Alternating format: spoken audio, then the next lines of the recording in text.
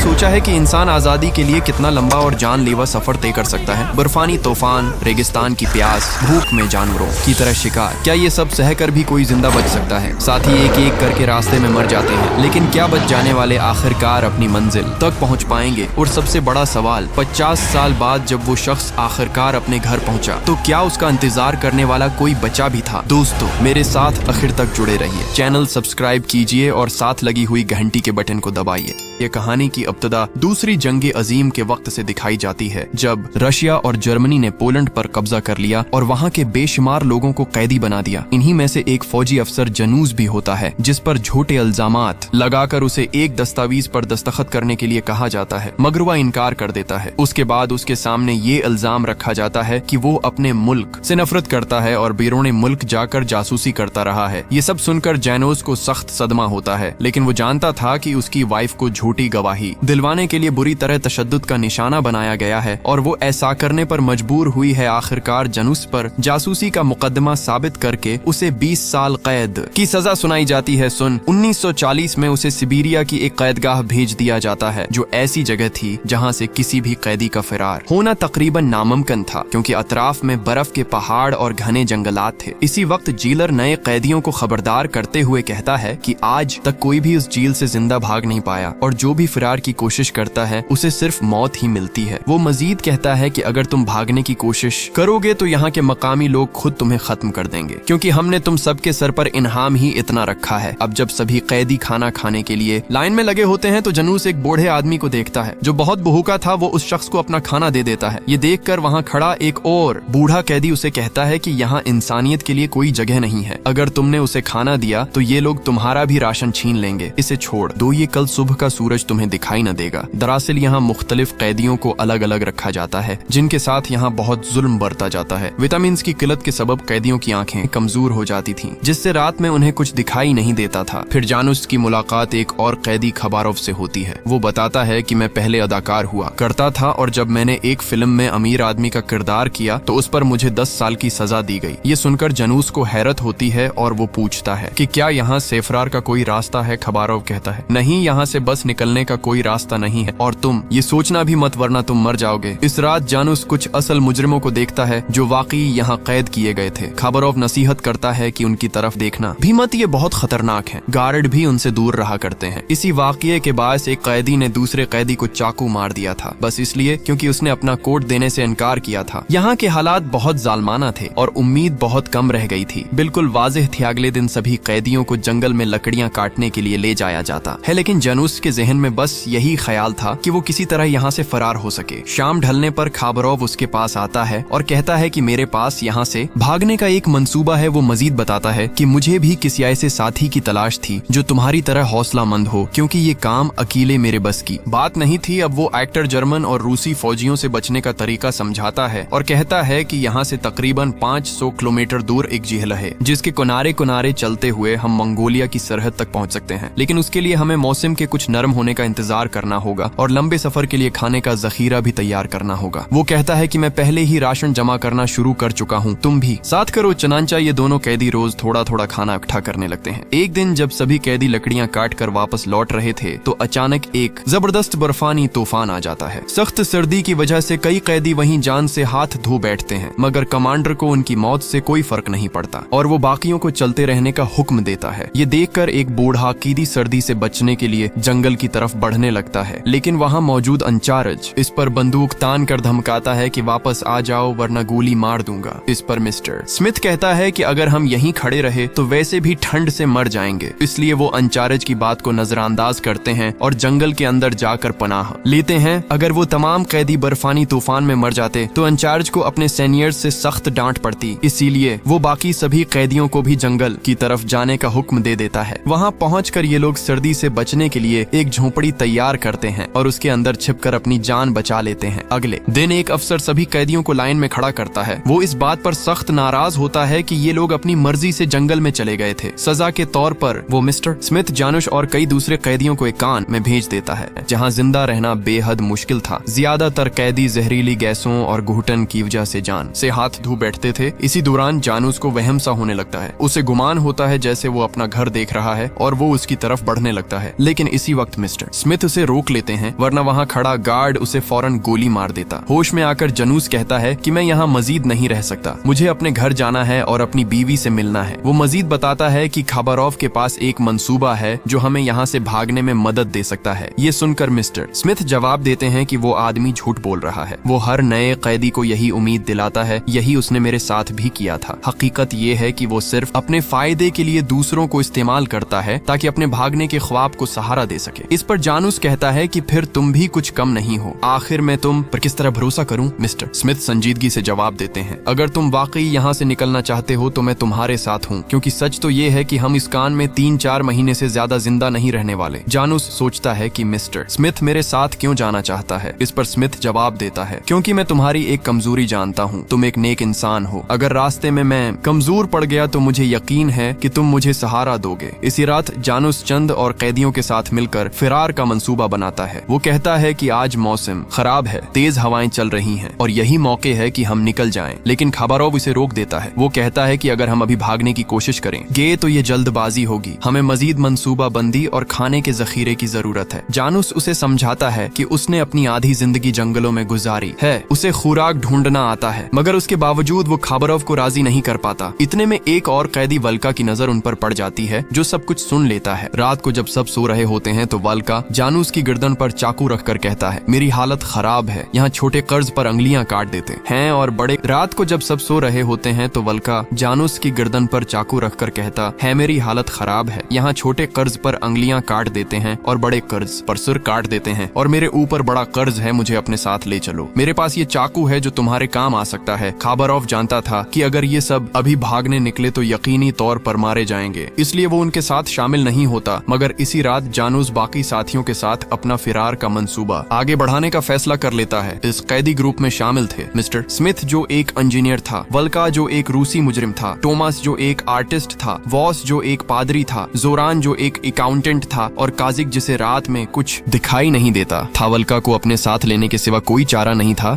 क्योंकि उसने पूरा मंसूबा सुन लिया था। अगर उसे शामिल न करते तो वो सबके लिए खतरा बन सकता था। इसी रात ये लोग जनरेटर बंद करते हैं, जो सिर्फ 10 मिनट के लिए ही रुक सकता था, और लोहे की तार काटकर कैद से बाहर निकल जाते हैं। सुबह जब गार्ड्स को उसका इल्म होता है तो वो उनका पीछा शुरू करते हैं, लेकिन तेज बर्फानी आंधी के बास उन्हें कुछ भी दिखाई नहीं देता। एक अफसर अपने कुत्तों को उनके पीछे छोड़ने का हुक्म देता है। इधर दूसरी तरफ ये सभी कैदी बर्फ में मुसलसल आगे बढ़ने की कोशिश कर रहे होते हैं। हालांकि सख्त सर्दी की वजह से उनके कदमों का उठाना भी मुश्किल हो गया था। इसी दौरान जानूस वल्का से इसका चाकू लेता है और दरख्त की छाल काटकर आरजी मास्क तैयार करता है। सभी लोग वो मास्क अपने चेहरों पर पहन लेते हैं, जिससे ठंड कुछ कम महसूस होने लगती है और वो अपना सफर जारी रखते हैं। सुबह होते ही ये कैदी झील से काफी दूर निकल जाते हैं, जहाँ तक गार्ड्स का पहुँचना तकरीबन नामुमकिन था। जितना भी खाने पीने का सामान वो साथ लाए थे, सब एक जगह जमा करके जानूस हिसाब लगाता है और देखता है कि उनके पास ज्यादा से ज्यादा खुशी चंद हफ्तों का राशन है। हालांकि आगे का सफर अभी बहुत तवील था। इसी दौरान उसकी नजर वल्का के कोट पर पड़ती है और उसे अंदाजा होता है कि ये तो असल में खाबारोव का कोट था। वल्का सबको झूठी बात बताता है कि खाबारोव उनके भागने की खबर देने वाला था, लेकिन घबराने की जरूरत नहीं, मैंने सब संभाल लिया है। जानूस फौरन समझ जाता है कि खाबारोव को वल्का ने ही मारा है, क्योंकि वो उसकी आंखों में पहले भी इसी बेरहमी को देख चुका था। इस पर मिस्टर स्मिथ कहता है, तुमने शैतान से हाथ मिला लिया है, ये आदमी हमारे लिए खतरा है। कुछ दिन आराम करने के बाद ये सब दोबारा अपने सफर पर निकल पड़ते हैं। जानूस को मालूम था कि उन्हें जनूब की समत जाना है, इसलिए वो सूरज की रोशनी से जनूब का अंदाजा लगाकर सबको रास्ता दिखाता है। इन सब का हदफ था लेक बैकाल को पार करना और फिर आगे बढ़ते हुए मंगोलिया की सरहद तक पहुंचना, जो अब भी बहुत दूर थी। इसीलिए वो बगैर रखे अपना सफर जारी रखते हैं। रात होते